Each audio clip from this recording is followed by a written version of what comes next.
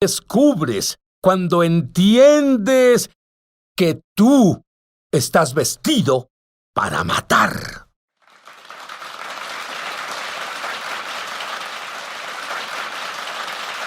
Y nosotros los judíos tenemos una palabra, es meshuga, y significa loco. Mi invitado Rick Renner tomó a 3 pequeños hijos y a una esposa y se fue a la antigua Unión Soviética cuando aún era la antigua Unión Soviética. ¡Ay, estuve ahí, Rick! ¿Cómo pudiste hacer eso? Verás, fue porque Dios me invitó a tomar un viaje y cuando estaba ahí, me paré frente a esa escuela bíblica donde prediqué. Y cuando abrí mi Biblia para predicar por primera vez, oí al Espíritu de Dios decir, bienvenido a tu nuevo hogar. Y el resto del tiempo que di esa clase, seguía oyendo al Espíritu Santo decir, bienvenido a tu nuevo hogar. Entendí que Dios llamaba a mi familia a mudarse a la Unión Soviética, y aún era la Unión Soviética en ese tiempo. No era el lugar más deseable para mudar a tu familia y... Bueno, al revisar notas, yo fui a la antigua Unión Soviética involucrado en un alcance al mismo tiempo que Rick. Y estábamos en un cuarto de hotel y en ese cuarto había muchos insectos, tantos que muchos tomaron sus camas y las pusieron en los pasillos. Si nunca has visto un hotel soviético de ese entonces, no sabes lo que es vivir. No puedo imaginar a tu familia yendo a ese lugar. Sí, fue sobrenatural. Me enamoré de las personas soviéticas. En una semana es como si entraran en mi corazón. Y cuando volví a los Estados Unidos, después de este corto viaje, todo en mí latía con el deseo de reunir a mi familia y volver a la Unión Soviética. Y el Señor me habló claramente y dije, ¿por qué? ¿Por qué llamas a mi familia para mudarse a la Unión Soviética? Y dijo, porque habrá un avivamiento ahí que necesitará grandes maestros de la Biblia. Y tú serás más necesitado ahí que en los Estados Unidos. Y ¿sabes qué? Veo por qué Dios hizo eso con Rick. Porque tú comenzaste la primera estación de televisión cristiana allá, tienes una red de televisión ahora. Tienes una red apostólica de más de 400 congregaciones. Tienes una nueva iglesia en Moscú con 3,700 miembros. Y creo que aún no alcanzas lo que Dios tiene para ti allá. Y en 1980 tuviste una visitación de un ángel. Sí, así fue. Y yo he visto ángeles, pero tú me provocas celos. Estaba en mi apartamento y me acosté en el sofá para dormir una siesta. Y de pronto sentí una presencia. Y me senté en el sofá. Y uno de esos momentos cuando sientes la presencia de alguien, pero no ves nada. Y en unos momentos, tan lejos como tú estás de mí, un hombre se materializó. Y comenzó a hablarme, pero nunca abrió la boca. Fue una comunicación no verbal. Y él dijo, soy un hombre de la presencia del Señor. Pero eso iba de espíritu a espíritu. Bueno, iba de espíritu a espíritu o mente a mente. En realidad, realmente, no sé, él pensaba algo y yo recibía el pensamiento. Y comenzó a hablarme sobre mi ministerio. Y que mi ministerio sería uno temporal y que yo en particular sería enviado con las personas que habían sufrido. En ese tiempo en particular, Denise y yo no estábamos casados. De hecho, Denise aún no estaba en mi vida. Así que mi vida comenzaba y yo ciertamente no tenía pensado mudarme a la Unión Soviética. Un mapa apareció frente a mí que llenó todo el cuarto. Y el mapa entero se sacudía violentamente. Y este ángel comenzó a comunicarme que mi ministerio estaría localizado en una parte del mundo donde serían violentamente sacudidos y con muchos cambios. Y de los últimos tiempos. Y ciertamente eso es lo que tenemos. 1985, otra visitación. Sí. Pero esta vez de Jesús. ¿Qué pasó? Me despertó a medianoche y fui al cuarto de atrás de la casa. Y comencé a orar en lenguas. Y comencé a orar muy profundamente en lenguas. Y cerré mis ojos al caminar de aquí para allá en ese cuarto. Y cuando abrí los ojos, el cuarto no estaba. Y estaba parado en la esfera espiritual. Y la esfera espiritual tiene sustancia. Era un lugar oscuro, pero aún así no es un lugar aterrador. Pero era la esfera espiritual. Y lejos a la distancia vi una luz. Y la luz se hizo más brillante y brillante y brillante hasta que finalmente se manifestó frente a mí. Era un trono, era una silla. Incluso puedo dibujarte la silla, era tan real para mí. Y sentado en esa silla estaba Jesús.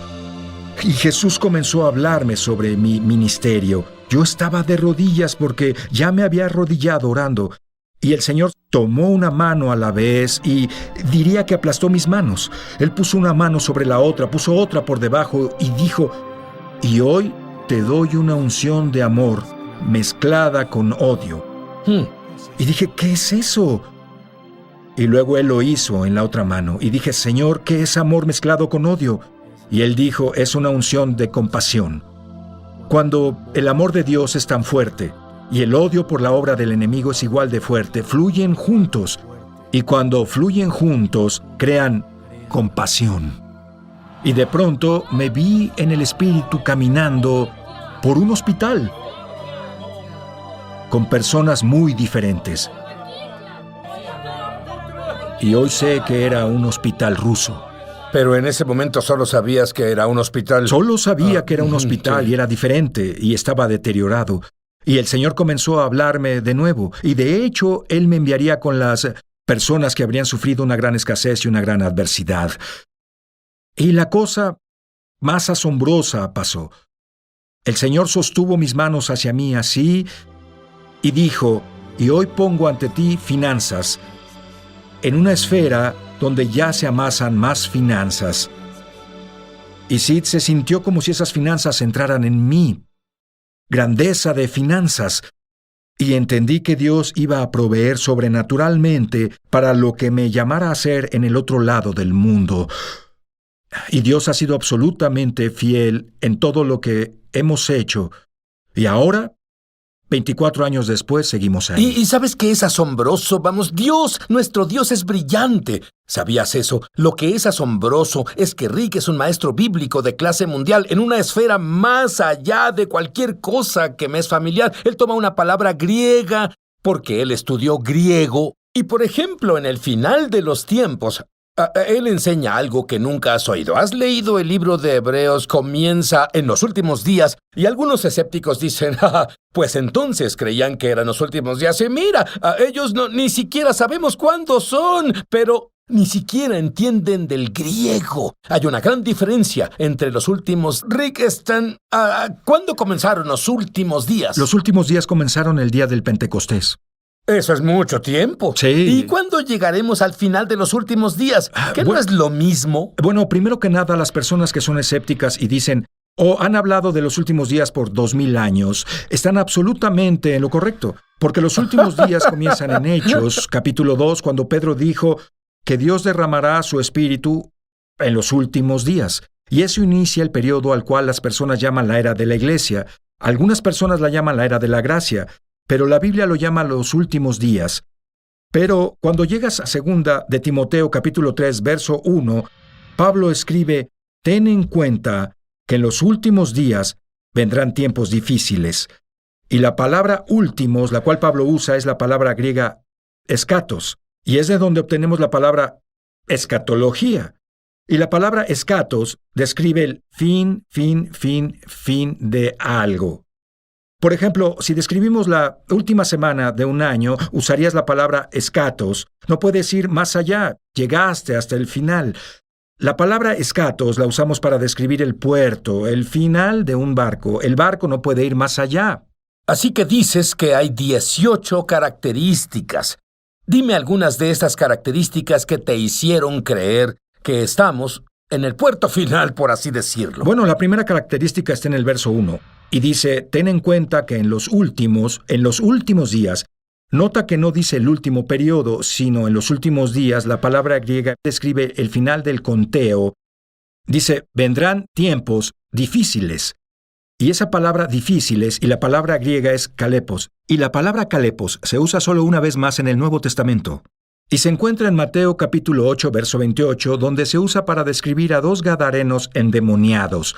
Y cuando lees ese verso en griego, dice que esos 2 hombres eran kalepos, o que eran extremadamente violentos, difícil de tratarlos. Si te acercabas a esos dos gadarenos endemoniados, entrabas en territorio peligroso. De hecho, el verso dice, nadie podía pasar por ese camino. Y en 2 de Timoteo, capítulo 3, verso 1, donde Pablo dice, ten en cuenta que en los últimos días o al final de los tiempos vendrán tiempos difíciles. En realidad está diciendo tiempos extremadamente fieros vendrán. Tiempos difíciles para lidiar con ellos. De hecho, serán un callejón sin salida. Será difícil para las personas pasar por esos días. Podríamos tener, lo que leo en los periódicos, es que en África entran en las escuelas de niñas y raptan a esas niñas y las están vendiendo como a esclavas sexuales. Es más, están cortándole la cabeza a las personas y hacen videos. ¿Podría ponerse peor que eso? Bueno, verás, cuando continúas leyendo 2 de Timoteo, capítulo 3, verso 2 al 5, Pablo da esas 18 características de las cosas que pasarán en la sociedad en los últimos días. Y una de ellas es la brutalidad, un salvajismo que tendrá la sociedad. Una violencia, y de hecho es la misma palabra violencia la cual se usó para describir los juegos violentos del Coliseo, la violencia del entretenimiento. Y si lo piensas, Sid, las personas disfrutan la violencia ahora. Tal vez no vamos al Coliseo donde vemos derramamiento de sangre, pero los juegos de computadora, las películas, el entretenimiento están absolutamente llenos de violencia. Está creciendo dentro del cerebro de nuestra generación de jóvenes. Y esa es una de las señales de la sociedad de los últimos días. Bueno, dime algunas otras señales. Bueno, la primera señal que está enlistada es amadores de sí mismos. No puedes, enfrentémoslo. Es lo que en América y en la mayoría del mundo sucede ahora. Es la palabra griega philautos, y la palabra phileo significa amor. Es la misma palabra usada en Juan capítulo 18, donde la Biblia dice que Judas Iscariote le dio a Jesús un beso. Es la palabra griega phileo. Y usualmente es una palabra que usas para describir lo que sientes por alguien más. Pero cuando lo compones junto con la palabra autos, que es donde viene la palabra autobiografía, te describe a ti. Es amar a sí mismo. Y en realidad está en la imagen de autobesarse. Las personas están tan enamoradas de sí mismas que hacen sacrificios para ellos que no harían por nadie más. Es amor mal dirigido. Y del amor mal dirigido vienen otras fallas, las cuales vemos en la sociedad de los últimos días. ¿Cuánto más puede empeorar? Bueno, será muy oscuro. De hecho, la Biblia dice, Pablo habló a Timoteo sobre esto, dice, malos hombres y engañadores irán de mal en peor. Y la buena noticia es que estamos ungidos para estos tiempos. Bueno, eso era lo que te iba a preguntar, porque vamos a leer esto en la Biblia, específicamente en griego. Te espantaría mucho. ¿Y qué le dirías a alguien que teme vivir en los últimos días, el puerto final, el final de los días? Diría que las Escrituras no se escribieron para asustarnos, se escribieron para prepararnos. Estos versos fueron escritos para que pudiéramos aislarnos de lo que está pasando en la sociedad. Por ejemplo, si sabemos que el narcisismo es una característica primaria de los últimos días, entonces debemos trabajar en amar a otros y amar a Dios. Si sabemos que la avaricia es un pecado importante de la sociedad en los últimos días, entonces debemos trabajar en dar, debemos voltear a esos versos y debemos trabajar en lo opuesto a esas cosas. Pero ¿sabes lo más importante que dijiste? Él dijo, fuimos creados para vivir en este tiempo. Está en nuestro ADN espiritual. Y Dios nos confía esto. Voy a decirte otra cosa. Cuando conozcas la revelación de Rick de la palabra sobre el apóstol Pablo, quien pasó mucho tiempo en prisión y observó a los romanos, guardias en sus uniformes, y luego escribió en el libro de Efesios lo que significaban. Y una vez que comprendas todo esto, estás vestido para matar. Ya volvemos a su programa Es Sobrenatural. Llama gratis ahora en los Estados Unidos, Canadá o Puerto Rico al número que está en pantalla para recibir el libro ungido de Sid Roth, Sanidad Sobrenatural, por una donación de $15. Fuera de Estados Unidos son $10 adicionales para gastos de envío. Pide la oferta número 1346. Fuera de estas áreas, entra a www. Estamos de regreso a su programa Es Sobrenatural. Estoy aquí con Rick Renner. Rick dice que estamos vestidos para matar. Somos creyentes. Nos conocen por nuestro amor. ¿A qué te refieres con vestidos para matar? Bueno, habla de una armadura espiritual. Explícalo. Armadura espiritual. En Efesios 6, verso 12, Pablo dice, no tenemos lucha contra sangre y carne, sino contra principados, contra potestades, los gobernantes de la oscuridad, contra huestes espirituales de maldad. Y si en ese verso es casi como si el apóstol Pablo tuviera una revelación, y de pronto la esfera espiritual fuera partida y él pudiera ver dentro de esa esfera y cómo el reino de Satanás está militarmente alineada. Y él vio que en el reino de Satanás había principados, luego había poderes, había gobernadores de las tinieblas de este siglo, y luego había demonios de nivel más bajo, que son huestes espirituales en las regiones celestes despachados a nuestra atmósfera. Y la única forma en que podemos resistir a esos demonios bajos despachados a la atmósfera es cargando y caminando con toda la armadura de Dios. De hecho, Pablo dice, vestíos de toda la armadura de Dios para que podáis estar firmes contra las asechanzas del diablo. He escuchado a tantos creyentes que creen eso literalmente y cada mañana se levantan, me pongo el casco de la salvación, me pongo la coraza de la justicia, el escudo de la fe, y dicen eso, pero se ha vuelto casi un parloteo religioso en lugar de lo que enseñas. Bueno, creo que es muy sincero cuando las personas hacen eso, pero si estoy sentado en mi cama y digo, voy a ponerme mi casco, yo no me pongo mi casco. La Biblia dice claramente, esta es toda la armadura de Dios, y de Dios en griego significa que la armadura viene de Dios. Y que la única forma de poder caminar habitualmente en la armadura de Dios es si caminamos con Dios, porque esta sale de Él. Es un resultado de una relación con Dios. Cuando leo lo que enseñas sobre las diferentes partes de la armadura, cuando un soldado romano en realidad se preparaba para matar, y cuando tenemos la armadura, ya no estamos indefensos contra el diablo. Dime, toma un par de las piezas de armadura y dime qué significa y qué era en el mundo natural y qué es en el espíritu. Bueno, tenemos lo que se llama el escudo de la fe. Y Pablo se refiere al escudo de un soldado romano. Y había dos clases de escudos. Había uno pequeño, redondo y decorativo, el que cargaban en un desfile. Pero nunca usaban ese para defenderse. Era solo un escudo decorativo. Pero el escudo que un soldado romano usaba cuando estaba en batalla viene de la palabra griega thureon, que es la misma palabra para una puerta alargada. Si tuviéramos que elegir una puerta en este edificio, sería la palabra thureon, y es la misma palabra para un escudo romano. ¿Y qué pasó? Así es cuando un soldado romano entraba en la infantería, lo medían.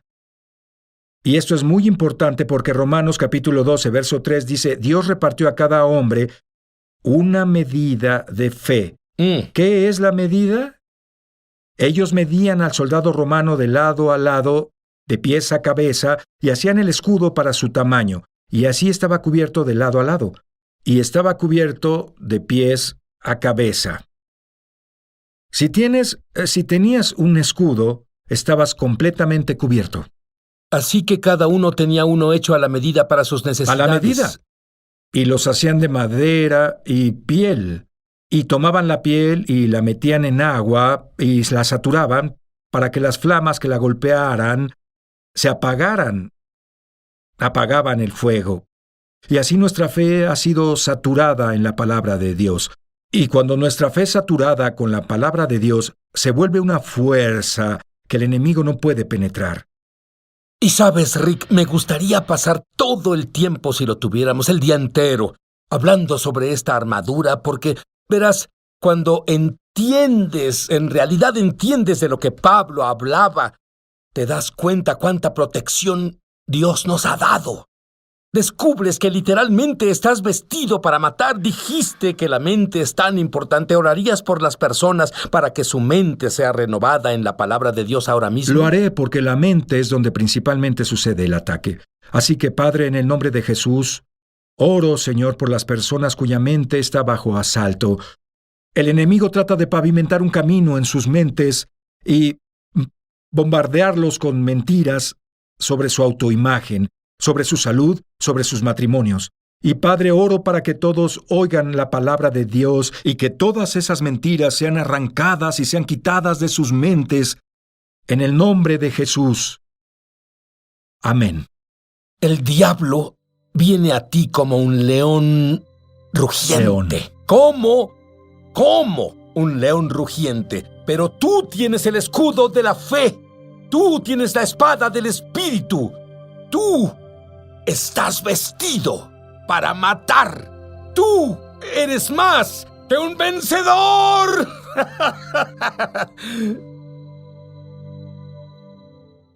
Llama gratis ahora en los Estados Unidos, Canadá o Puerto Rico al número que está en pantalla para recibir el libro ungido de Sid Roth, Sanidad Sobrenatural, por una donación de $15. Fuera de Estados Unidos son $10 adicionales para gastos de envío.